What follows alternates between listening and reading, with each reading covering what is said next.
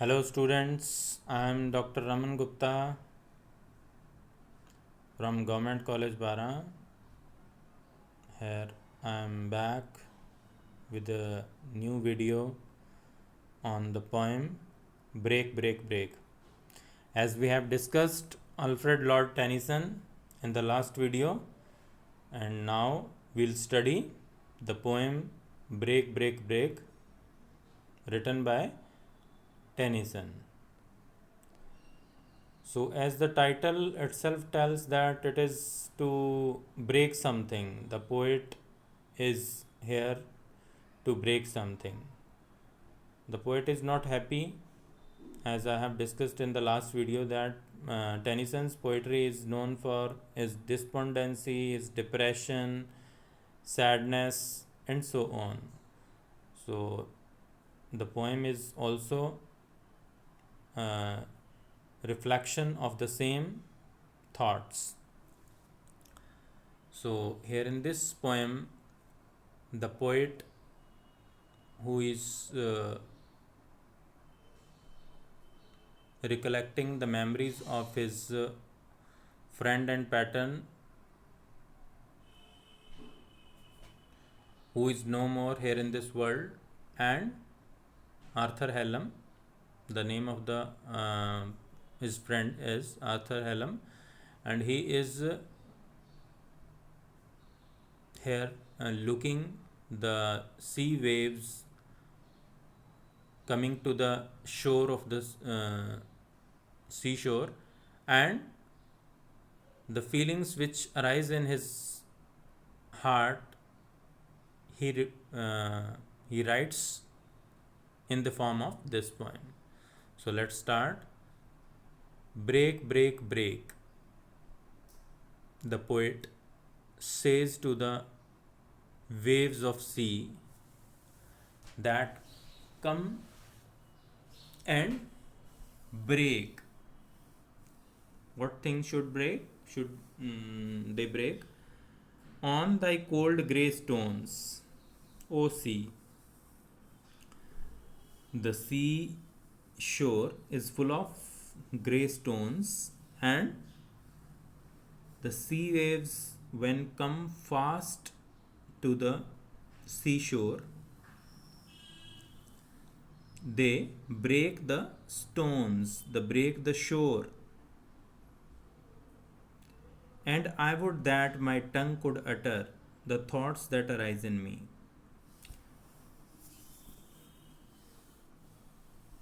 The sea waves come to the seashore, and the feelings which arise in the form of sea waves, they come to seashore. But the feelings which arise in the heart, in the thoughts, in the mind of the poet, he could not utter them, he could not express them. He feels unable to express his feelings of despondency, his feelings of sadness, of melancholy. Oh well, for the fisherman's boy, that he shouts with his sister at play. Oh well for the sailor lad, that he sings in his boat on the bay. As the poem is a elegy, this lyric is an elegy. So by seeing different people doing their activities, the poet feels a bit jealous. First, he sees a fisherman's boy who is playing with his sister and is shouting while playing. In this way, he is expressing his feelings. In this way, he is expressing his thoughts. Whatever he wants to express, he is freely expressing. The second imagery is of oh well for the sailor lad, that he sings in his boat on the bay. The second image is of sailor. The sailor lad, the sailor who is sailing his boat, and while doing that, he is singing some songs. And in that way, he is also expressing his thoughts. So, the poet thinks that everybody can express his thoughts, the feelings which arise in their heart, in their mind, they can express them, but he cannot. But the poet cannot do the same thing. And the stately ships go on. In the third stanza, he says, and the stately ships go on to their haven under the hill. But oh, for the touch of a vanished hand and the sound of a voice that is still. Stately is for huge. He looks at the ships, huge ships going on in the sea to their haven under the hill, and they are moving in the sea water and coming to their and going to their ports. Haven is for port, harbor, which is under the hill. So, these ships are also doing for what they have been made, they are doing their job, they are doing what they have been made for. But oh, for the touch of a vanished hand and the sound of a voice that is still. Every object here in this world is doing its activity, but one thing which is missing is the touch of his friend's hand, the touch of his friend. Vanished hand, the hand of his friend, which is nowhere now because he is dead. So, one thing which is missing is the touch, is the feeling of his friend's hand, and the sound of a voice that is still. And he cannot hear the sound of his friend's voice also. His voice cannot be heard now.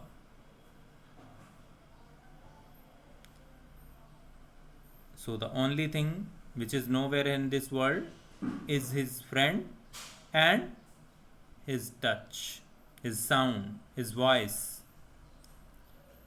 So he is missing his friend, dead friend, and all the objects are doing their activities and are still the same while his friend is no more. And in the last stanza, he again repeats the same break, break, break.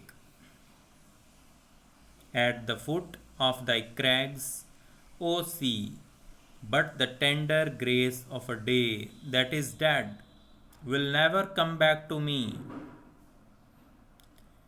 He again says to the sea waves to break the seashore. At the foot of thy crags, the rocks which are on the seashore, to break them, to throw their water on them. And in that way, what the sea waves are doing, what they want to do, they are doing. But the tender grace of a day that is dead will never come back to me. But the beauty of the day when he was with his friend, when he was in the company of his friend, that beauty, that grace, that tenderness is now dead. And those days will not come back ever. Now, he cannot think of spending his time in the company of his friend because he cannot come back here in this world. So,